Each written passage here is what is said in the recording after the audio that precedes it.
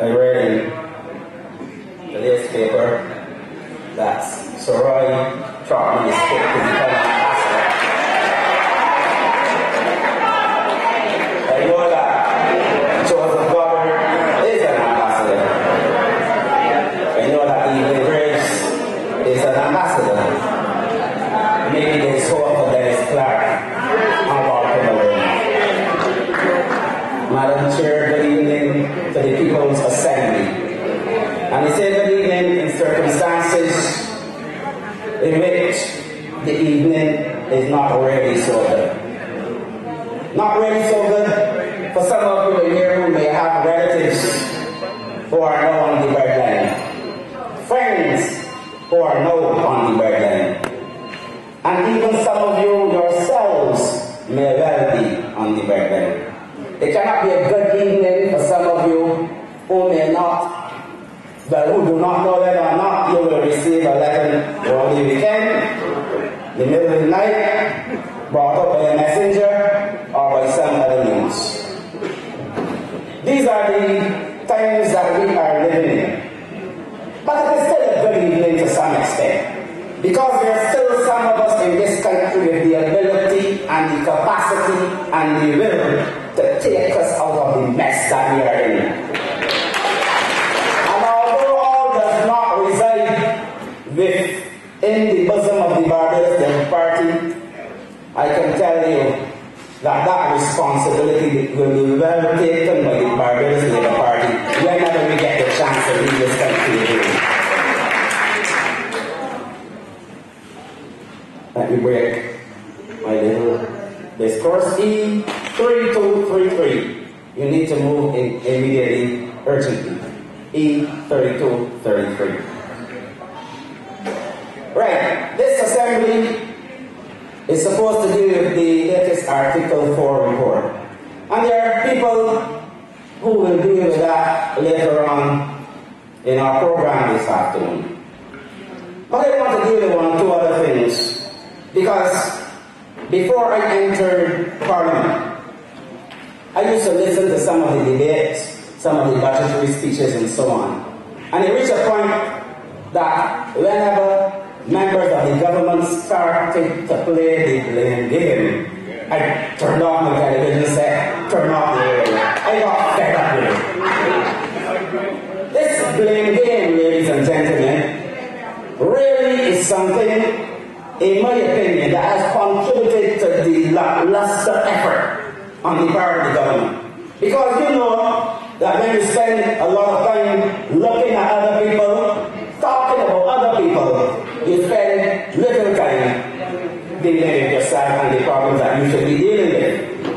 And so, what I realized, and I said it during the last election campaign, the Democratic Labour Party produced politics or created politics of illusion or illusionary or illusory politics. Let me explain. The swiftness of the hand deceives the eyes. You know magic, magicians. They say they're good because the swiftness of their hand deceives the eyes. I am saying to you that the sweetness of the tongue confuses the brain. And before I leave here at the end of my 15 minutes, you will understand clearly what I am talking about. And I intend to talk about it why. You know, if you say things often enough, whether or not they're true, people start to believe them. And I think that we have allowed, yours truly included, the government to get away with murder by blaming everything on everybody else and creating a lot of falsehood where truth really exists. And I will show you a few of them this afternoon, because Barbadians, I'm going to ask you to do something just exactly in a different way. Going forward into the next election and future elections, we got to be better than this. The first illusion, and they speak about it often, they were dealt a bad hand. They came in batting on a poorly prepared wicket. But goodness gracious, we know that that is not true. The wicket that the government came to back on in 2008 was a wicket that went through hardships, difficulties, challenges, but one that was well prepared, one in which Bostic was pulling runs, one in which Barbados became #1 developing country in the world, and one in which Barbados was said to be punching above its weight. But we no longer punch above our weight. In fact, we have been declassified. So we are operating at a lower level. We had 8 years of economic growth in the 1990s, averaging 3%. 8 consecutive years. We went a bit down in the post-9/11 situation when the global economy was warming down. You understand? And so we recorded economic growth for 1 year, negative growth. 2001, low growth in 2002, 2003, but recognizing that there were problems confronting the country as a result of what was happening outside, the government of the day, the Barbados Labour Party government of the day, instituted measures that took us back up on the economic growth path, 4% in 2004, 2005. The same IMF article that we are discussing today, ladies and gentlemen, 2007, the IMF gave Barbados high marks for the performance of the Barbados economy. In 2008, high marks again. In fact, we were projected to grow at 4.something%. It was adjusted slightly downward because of some external shocks. And we will tell you two of those shocks. Y'all will remember. The government of the day, the Barbados Labour Party government, was accused of jacking up the prices of goods and services in this country. Onara was saying that no, it's externally driven. The opposition at the time would have none of it. We were operating at the time with extremely high fuel prices, but we weathered the storm. So that when the government changed in 2008, you have single-digit unemployment. Yes, you had a debt that was high, but it was manageable. Because as long as you have money in your pocket, you can afford to borrow money and spend money. Don't spend what you have, but don't spend what you don't have. Right? And these are the truths. When I speak, I don't come again. I tell you, these are the facts. These are the truths. Foreign reserves, $2 billion. Liquidity in the banking system, extremely good. People were borrowing money, mortgages galore, because people were able to pay. They had the ability, they had the capacity, because the country created the capacity. That is the kind of wicket on which this government came in and found back in 2008. So this illusion that they were dealt a bad hand is exactly that. It's an illusion. It is an attempt to deceive, to confuse, to distort.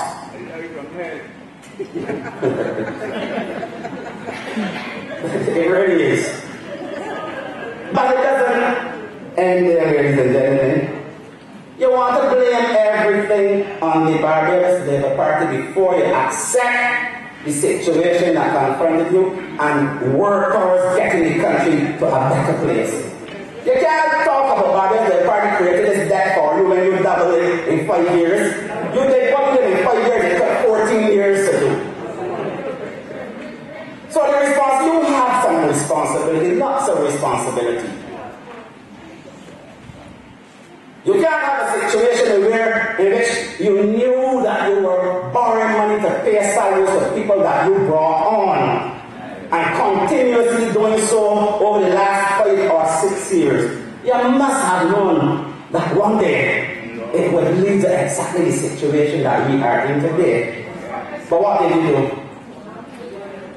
You went during elections and you created some monkey story, illusion again, that if the Barbados Labour Party was elected, that the Barbados Labour Party would send home 10,000 people. Illusion.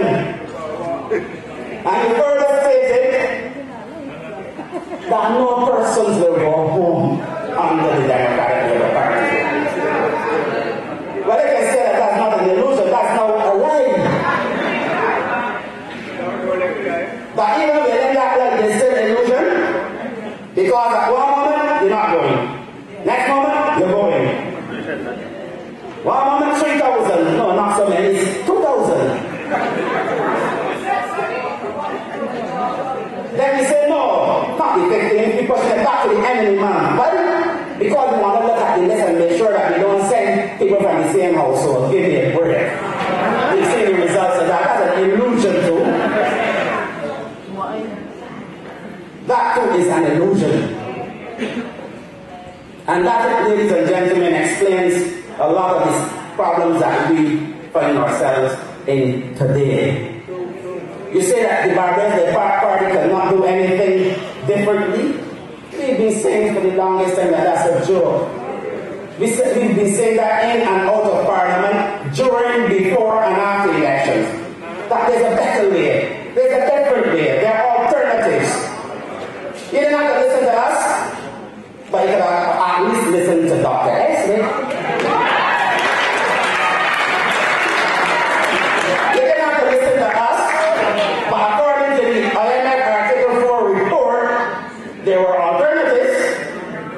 So don't tell me that we could not do any better. That is not the Barbados we are accustomed to. That is not the Barbados we know. But the signs were there. And I'm saying these things because at the end of the day I'm going to say something to you and back to the anti-press. Really. We need to become a lot more educated, analytical. Don't let anybody, whether it's B or D, hold the world before our eyes. We are educated people. We need to start acting that way. You cannot be blaming our recession when all of the neighbors around you doing better than we are. People that did not have the same economic base and foundation, the same social cohesion that we have, are now doing better under the circumstances than we are doing. That says something. It says something. When at one stage we had probably the highest fuel cost in the Caricom region, the highest inflation, the signs were there that this economy was in trouble. But everyone that tried to speak about this or say something, they got, as we were saying, Beja, and man. Even the professors at the university, the economists, everyone who dared to say something contrary to what is going on right now, received the hammer.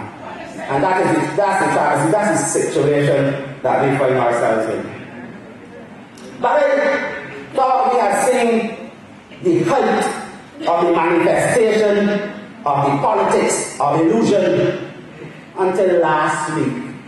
I don't know if you all realize what really happened last week. Last week,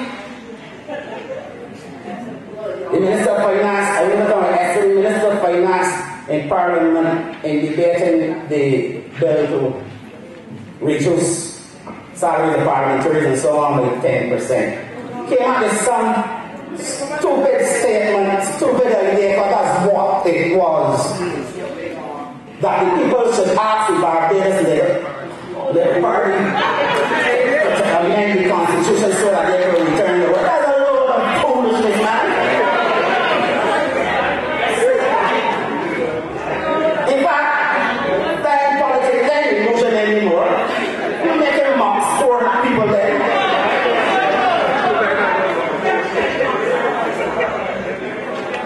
Even that cosmetic thing of 10% reduction, that was cosmetic. That making mocks for me. Because the salaries, the 10% for all the parliamentarians and parliamentary secretary, the cabinet and everybody, for the entire year, cannot even touch the money that was being paid for catering at summer camps. Come on, give me a break. Deception, ladies and gentlemen, confusion, illusion. Let me say something to you. Some of you may not necessarily be politically minded, but you're here because you're here. If the Minister of Finance wanted seriously to do what he suggested, he would. In fact, you can't say that they're not away and now telling me that there is actually a way. Goodness gracious, you're contradicting your own self. Why did he not approach the Barbados Labour Party then before he sent on the people? Why did he not speak to the unions before he sent on the people?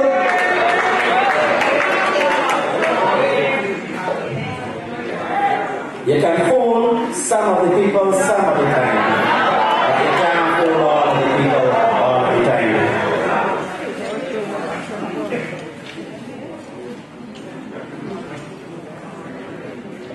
Then there's another piece, and I have to put in this piece because this is one that really cuts to the core with me.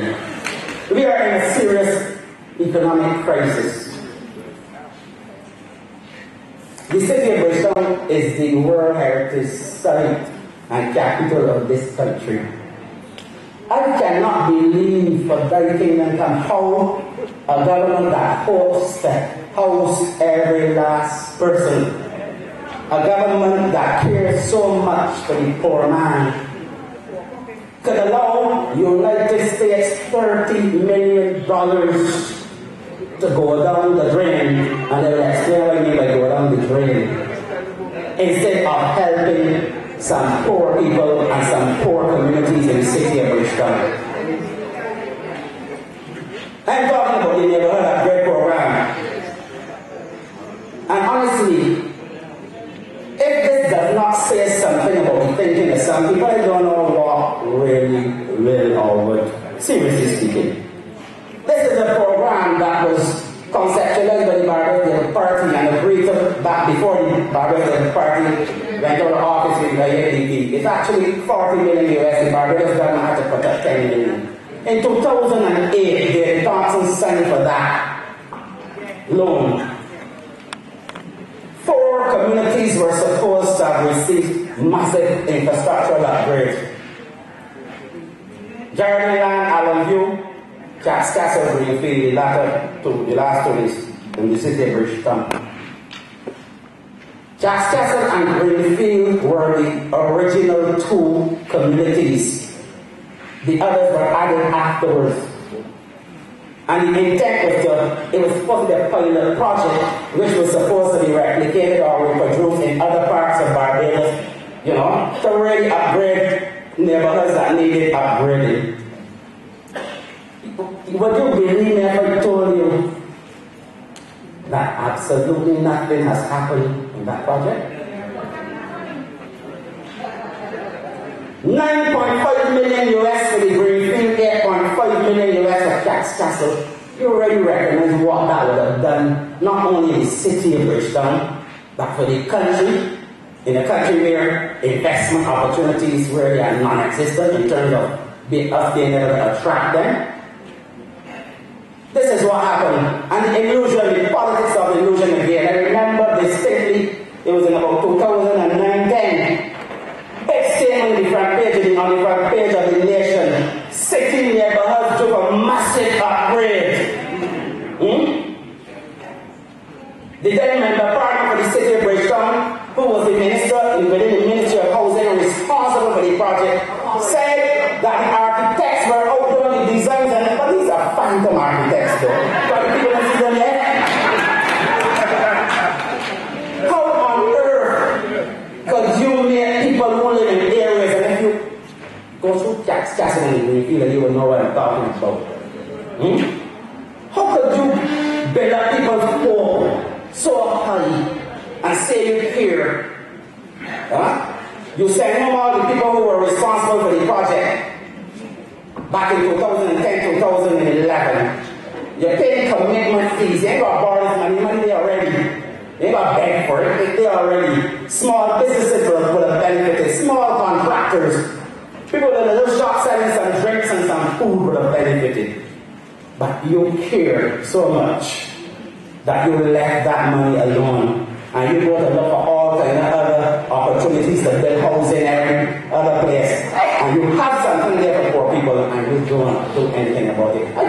like crying shame, don't you? And they must be called to account for this, ladies and gentlemen. But that is all part of it. Politics of illusion. You go and you dig some soil like a pickerings in St. Lucie, making people believe that this $2 billion project will start and not a blade of grass. You create the illusion that you can build a $100 million hospital in Kingston where you can't even finish the Polytechnic in St. John. Illusion. How are you going to start the Polytechnic if and when it is finished, when the other medical institutions don't have enough staff and you're sending home some anyhow? Illusion.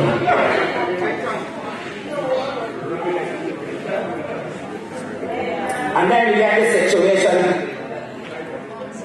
You want to build a new cruise terminal, but have we really exploited to the fullest the use of the Bridgetown port? I say no. I say no. But that's the situation that we find ourselves, and I have a couple of minutes so I will wrap up because I want to tell you this. Seriously speaking, this cannot continue, ladies and gentlemen. People, governments, politicians, including me, must be called to account for things that we say here when we do for the people. And if there's one thing about the Barbadians Labour Party, and there are a lot more than one, that they really felt great about it when they saw this thing called of promises and performance document, which clearly demonstrated to me, when he was still a member of the Barbadian Defense Force, that the Barbadian Labour Party was doing big, and I know will continue to do all the things that they say they're going to do. And that is what you must ask for, ladies and gentlemen, and anyone who seeks to represent you. That is what you must ask for. The other thing is this. You say, for example, about the university. I'm not going to say much about that. I'll tell you this because this is something that has been with me for the last 7 years, and I've been speaking about it to my friends and even on the political platform. The problem in this country, I think, look, we need education. We need to reform the educational system that we have. I don't mean cosmetically. Let me explain. The government said, I believe in the estimates that they were going to build 2 new secondary schools in Barbados. I'm saying we don't need another secondary school in this country. What we need to be doing, and I hope that we do so going forward, is to orient the educational system to meet the demands of the labour market. And I'm glad to hear a professor saying so too. We cannot be taking information technology and all these technical things, and we don't have the facilities for people to be able to get the training that they need. You can't tell me that we have a 70% services industry and we don't have a services school or academy in Barbados, where the cashiers, the taxi men, and everybody can go and learn to provide proper service to the country and to the visitors, especially the tourism there in our business. You cannot be creating a green economy and going to solar this and solar that, and don't have national scholarships for people who want to study in these areas that can build up that. It can happen by magic. You can't be debating cultural industries and trying to create a new industry without providing incentives for people to go and learn all the different things that would constitute or make up this industry that we want to call the cultural industry. So we have to think differently. If the rest of the world are asking for Barbadian nurses, Mala, will be turn one next schools for a year or two to nursing school and they can produce 5,000, and they want 5,000, they will bring some money to this country. People will get it. We got to be real. And so, rather than terminating the existing situation with students at UE, I believe the government needs to speak to the university and direct the university in the areas in which the government will be spending its money. which will be areas that contribute towards national development. Illusionary politics, ladies and gentlemen, will not get us out of the hole that we are in right now. The blame game is not going to do it. It will not work. At the end of the day, we have to determine our destiny.